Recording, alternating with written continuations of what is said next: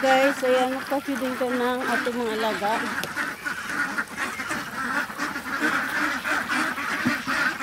Ayan, ingay nila. Nagutom sila kasi iniwan ko kahapon.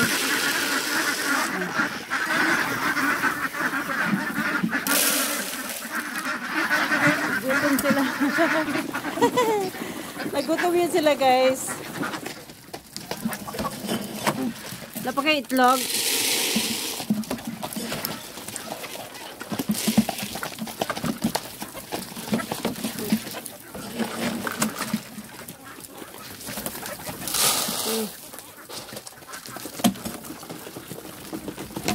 Diyan lang ito maisa.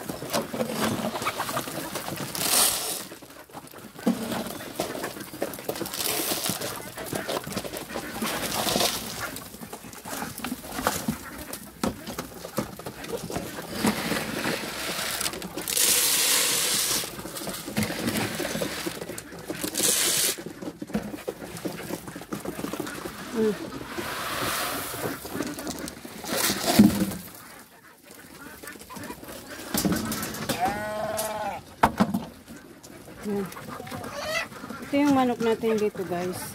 Yan yung kambing. Yan yung kambing dito sa kabila. Ay! Di pa tayo makabenta. Saka na, buntis kasi.